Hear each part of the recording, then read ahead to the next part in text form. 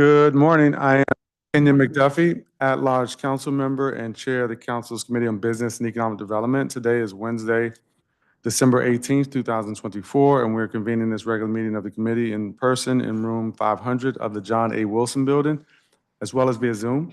We're also streaming live on the council's website. The time is 10:17 a.m., and I'm calling to order this additional meeting of the committee. For the record, I'd like to note that we have a quorum, which consists of myself, Ward 2 Councilmember Brooke Pinto, and Ward 6 Councilmember Charles Allen. Today, the committee will consider and vote on the following reports: the committee's Council Period 25 Activity Report and the Supplemental Committee Report on Sports Wagering. The first agenda item this morning is the committee's Council Period 25 Activity Report. The activity report provides a summary of the committee's activities during Council Period 25, prepared pursuant to Council Rule 227. I'm sorry, let me say it again, 227. This council period, the committee was responsible for 26 agencies, boards, and commissions comprising the economic development and finance clusters of the district agencies. Council Period 25 represented a turning point for the district. After more than a decade of strong revenue and population growth, a robust development pipeline of housing, and key progress on matters of racial and economic equity, this progress and growth were challenged by the pandemic and ensuing disruptions that impacted all aspects of the social, economic, and personal lives of District of Columbia residents and businesses. To confront this reality, the committee's legislative and oversight work focused on three related priorities. First, resetting the district's economic development engine, particularly with regard to multifamily housing development and small business growth.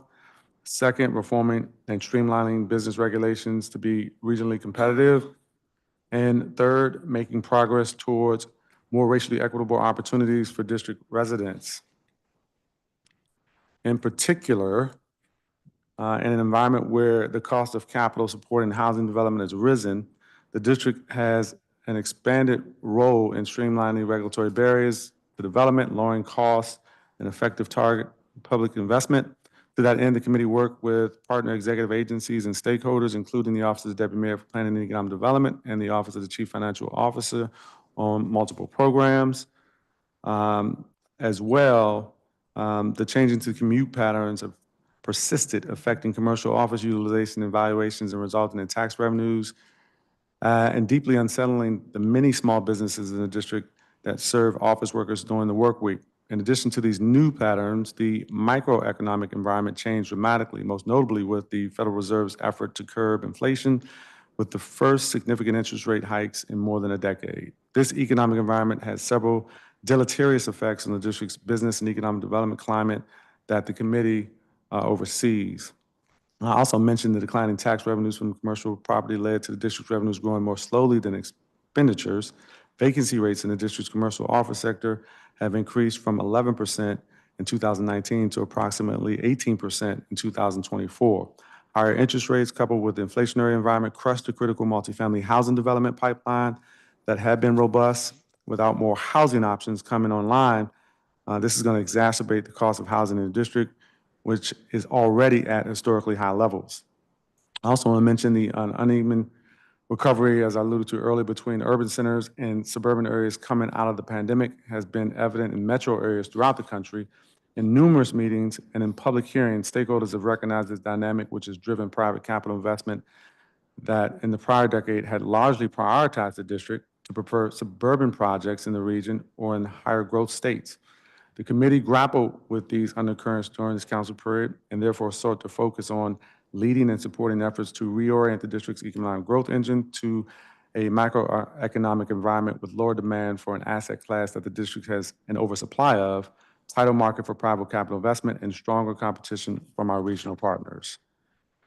Finally, just want to mention that the committee sustained its efforts to advance racial equity, building upon its work in prior council periods to embed racial equity training and assessments with district government agencies and to ensure district families and children have access to wealth building opportunities through programs like baby bonds, guaranteed income, commercial property acquisition, among other things. I appreciate all of my colleagues' collaboration on these efforts, which we've worked on together in the committee as priorities over this council period. With that, is there any discussion? Oh, Councilmember Pinto. Thank you so much, Chairman McDuffie. It's really amazing all that has been accomplished in this council period. I want to thank you for a couple of specific things that I was thrilled to be able to partner with you on. One of which is a real focus on our downtown recovery and revitalization. I want to thank you for moving forward many of the provisions of my bill, the Recovery Act, for tax abatements to provide relief to support office to housing and mixed use conversions downtown, to provide funding for retail to fill some of our vacancies that had really been plaguing many of our retail spaces.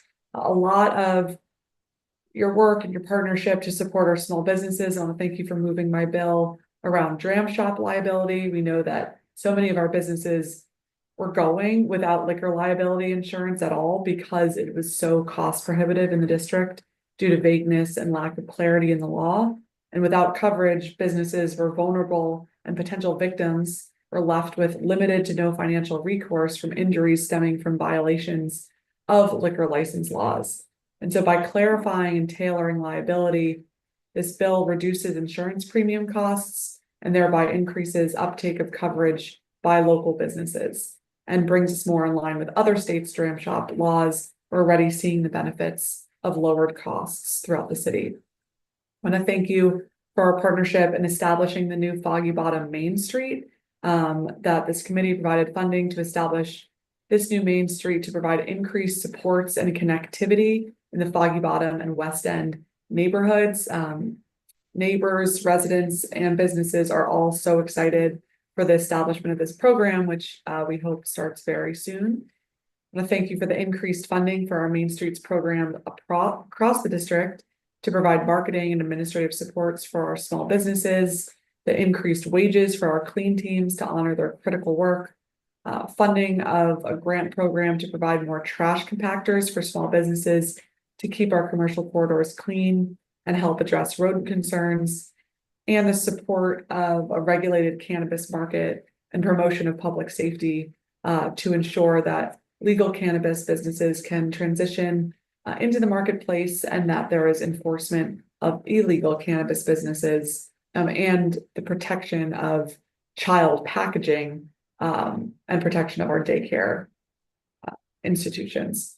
I really look forward to a productive year next year for many of our shared priorities. I want to give a little shout to my hope that we'll be able to advance a few more of my bills in this committee next year, like the Fun Act, to provide more access and public input to our community spaces, municipal bond taxation to grandfather in existing bondholders to exempt them from taxation, additional support for Capitol Pride.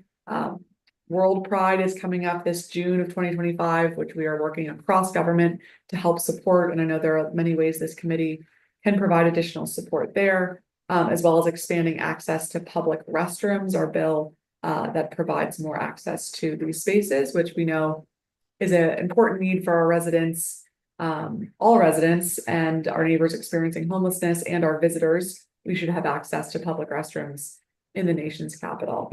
I look forward to working together on additional ways to support our restaurant and hospitality businesses, our workers, our downtown, and our business corridors throughout the city with your partnership and leadership, Chairman McDuffie. So thank you very much again to you and your entire team, and look forward to supporting this committee report today.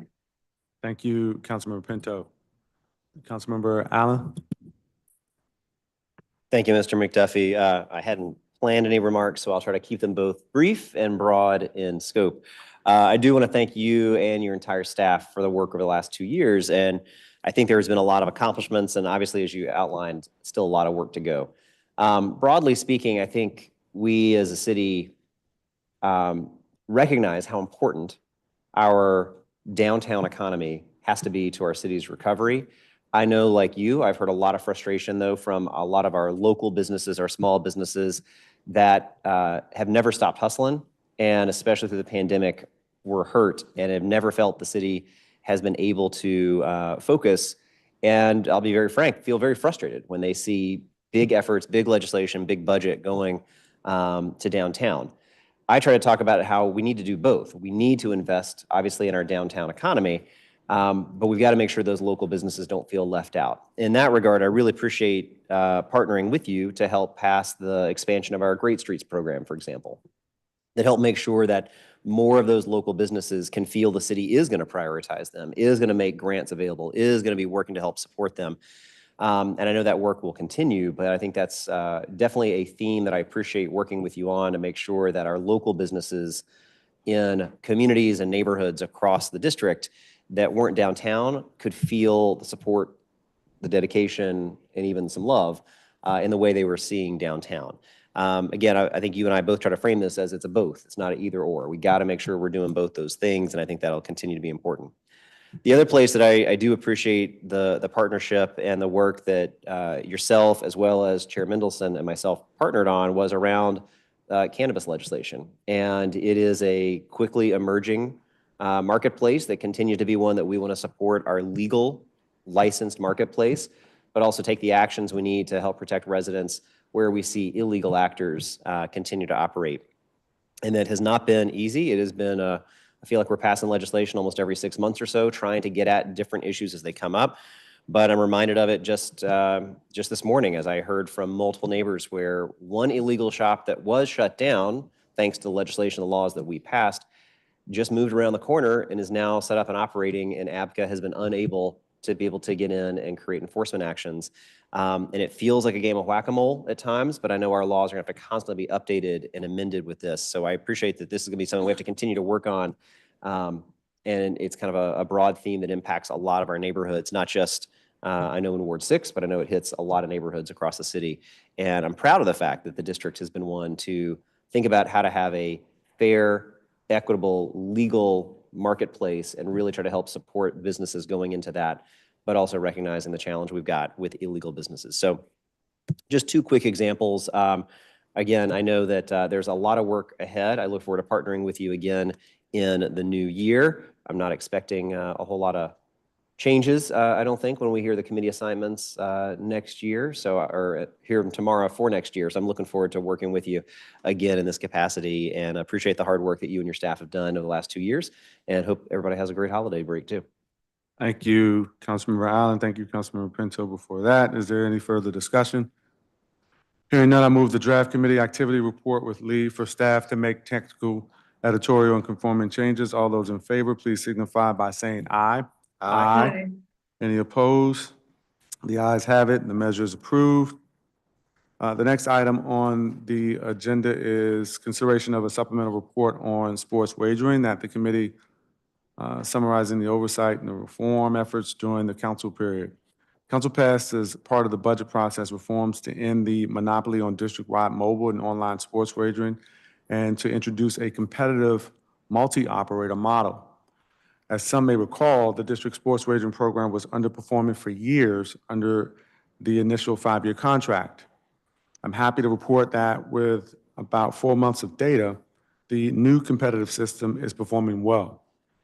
In fact, the district has received $6.4 million in tax revenue since August of this year, and another $6 million in new licensing fee revenue as well.